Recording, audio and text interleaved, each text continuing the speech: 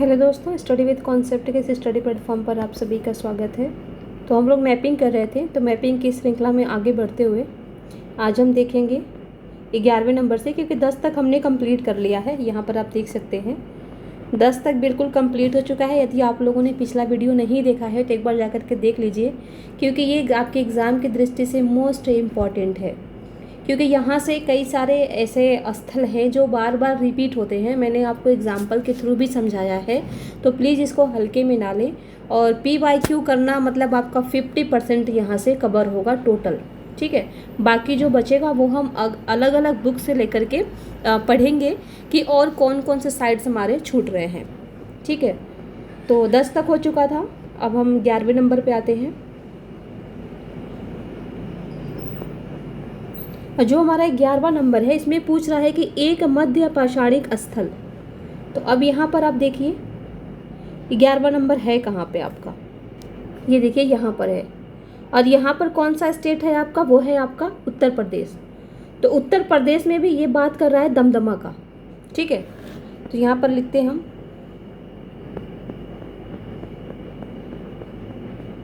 यहाँ पर आइए 11वां नंबर, और यहाँ पर एक नंबर में लिखिए आप दमदमा। दमदमा दूसरा लिखिए, यह है कहाँ पर, तो यह उत्तर प्रदेश के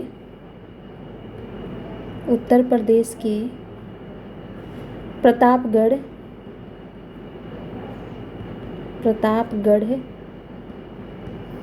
जिले में है, ठीक है।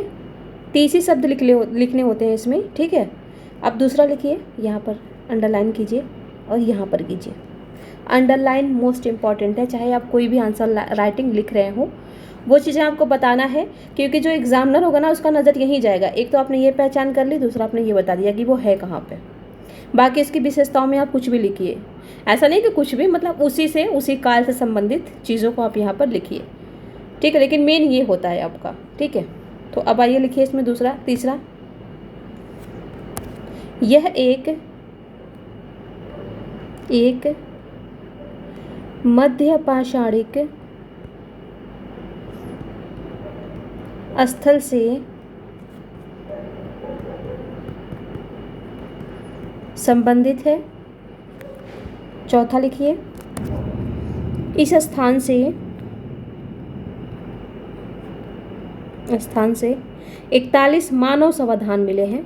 मानव समाधान, यदि आपको 41 नहीं भी वहाँ पर याद आ रहा है तो ये डालने की ज़रूरत नहीं है। आप बस इतना ही लिखिए कि यहाँ से मानव समाधान एवं ब्लेड फलक जैसे उपकरण पाए गए हैं।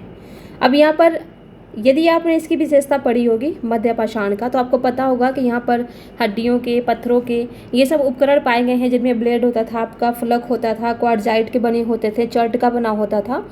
तो कुछ भी आप लिख सकते हैं, लेकिन यहाँ पर हमको 30 शब्द ही लिखना था। तो ये 30 शब्द आपके इसके 30 शब्द के लिए ये बहुत है, ठीक है। बाकी आप चाहें तो 1-2 और भी, क्योंकि वहाँ पर माइंड इतना तेज काम नहीं करता है।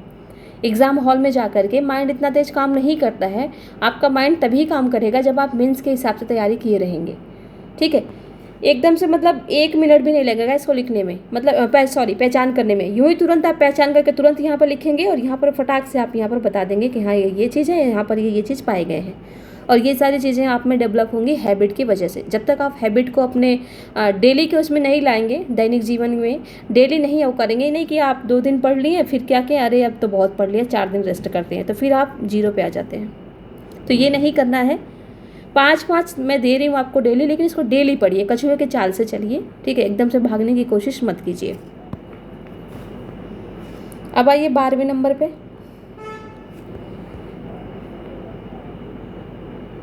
और 12वें नंबर पे आपका है, ये हो गया आपका, ये देखिए, एक ताम्रपाषाणकालीन स्थल, यानी ताम्रपाषाणकालीन स्थल। यहाँ पर देखो कैलकोलिथिक दिया है, इसे देखना है हमें। तो 12वां देखिए है कहाँ पे, ये देखिए यहाँ पर है, देखिए 10, 11, 1, 12। और ये भी आपका कहाँ आ रहा है, ये जो क्षेत्र है कहाँ आ रहा है, ये भी यूपी में ही आ रहा है, तो ये भी आपका यूपी ही है। और ताम्रपाषाण कालीन स्थल पूछा है, तो ये किसकी बात कर रहा है, यूपी के नूह की बात कर रहा है। नूह एक ताम्रपाषाण कालीन स्थल है, ध्यान रखिएगा। ठीक है, तो आपने पहचान लिया, तब यहाँ लिखिए नूह, नूह की बात कर रहा है। दूसरा लिखिए, लिखिए यह पश्चिमी उत्तर प्रदेश में स्थित है, क्योंकि देखिए यहाँ पर ये पश्चिम की तरफ ही तो है आपका, ये देखिए, ये देखिए, ये इधर ही आ रहा है ना, ये तो पश्चिम की तरफ है। ठीक है, यह पश्चिम उत्तर प्रदेश में स्थित है। तीसरा लिखिए, यहाँ से उत्खनन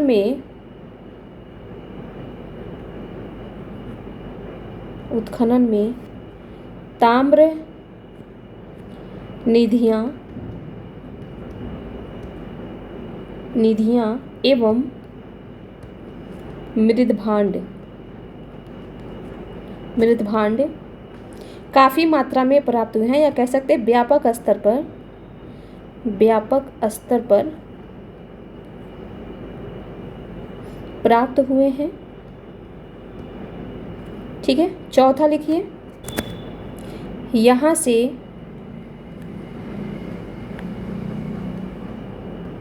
लोहे का भी साक्ष्य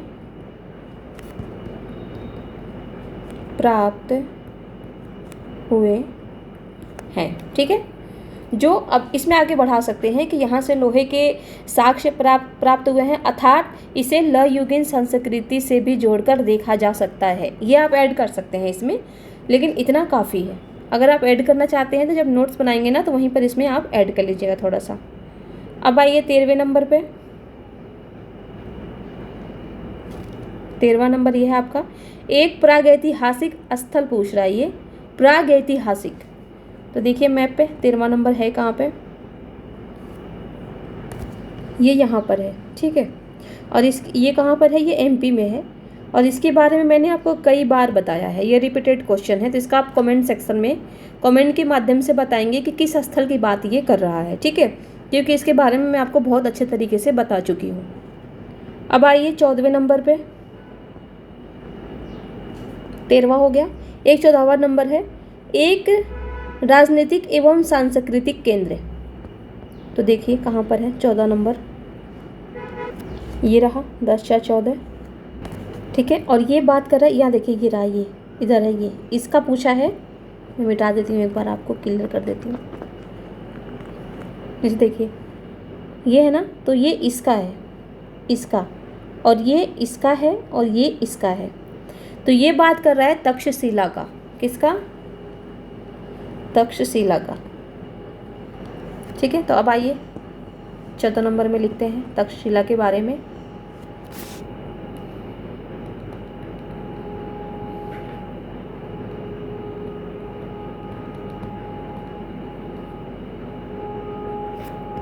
अब लिखिए दूसरा, तक्षशिला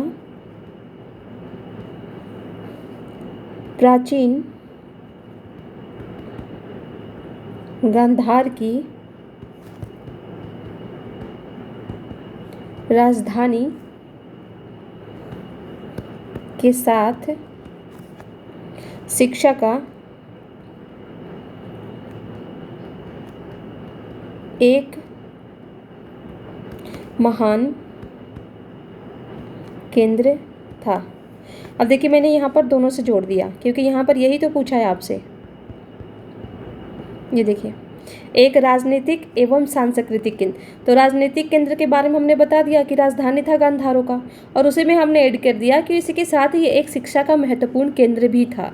तो हमने यहाँ पर जस्टिफाई कर दिया कि ये तक्षशिला की ही बात हो रही है। अब लिखिए तीसरा, इसमें तीसरा लिखिए, इसका हिंदू संस्कृति एवं संस्कृत भाषा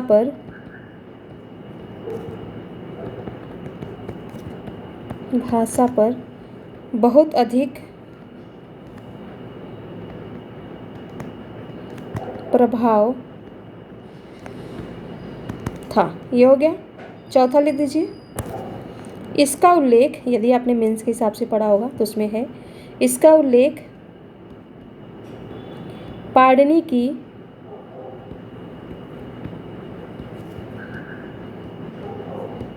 अष्टाध्यायी में मिलता है। ठीक है, चलिए, आपने ये नहीं पढ़ा, मान लीजिए कि ये आपको याद नहीं है, तो ये चीज़ें आप इसके बारे में लिख सकते हैं, क्योंकि वो तो खुद ही बता रहा है कि शिक्षा का केंद्र है। ठीक है, और उस टाइम पर संस्कृत वगैरह आपको पता ही है कि कितना प्रभाव होता था, तो ऐसे जोड़ के लिख सकते हैं। और यदि ये नहीं याद है तो इसका लोकेशन यहाँ पर बता दीजिए। लोकेशन तो ज़रूरी होता है, खैर, तो यही लिखिएगा कि यह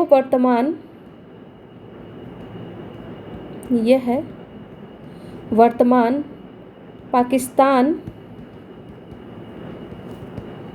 के रावलपिंडी में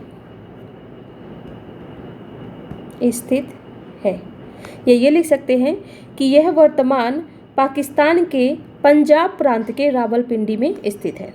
ठीक है, अब आइए 15वें नंबर पे।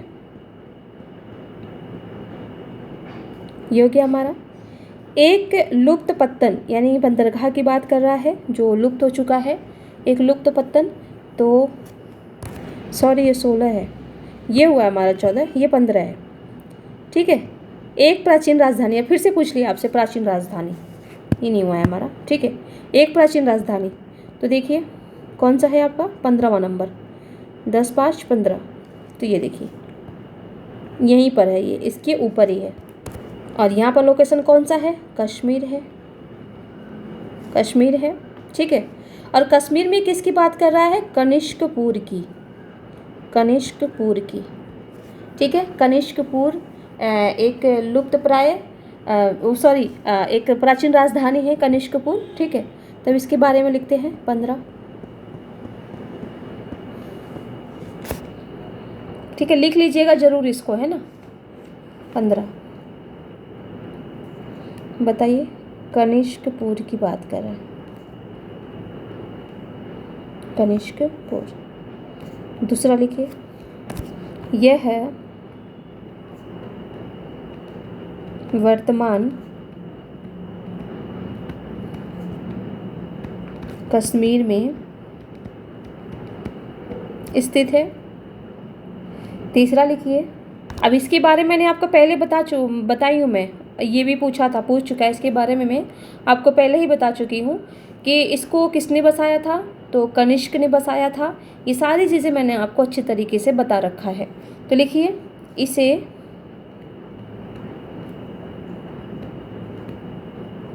कनिष्क के द्वारा कनिष्कपुर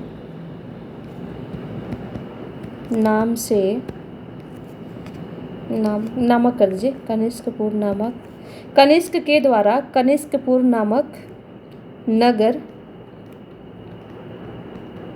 बसाया गया था।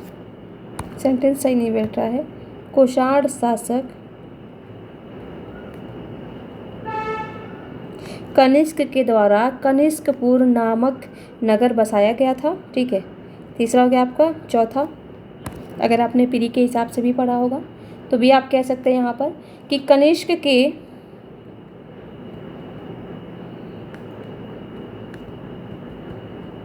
शासन काल में ही चतुर्थ बौद्ध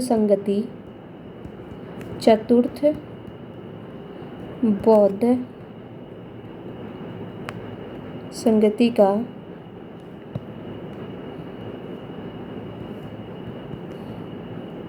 आयोजन करवाया गया था। यदि ये आपको नहीं समझ में आ रहा है तो चौथे में ही आप लिख सकते हैं इसकी जगह आप ये लिख दीजिए कि कनिष्कपुर को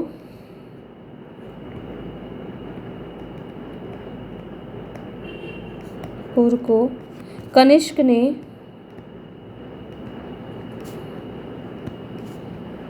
अपनी राजधानी बनाया था।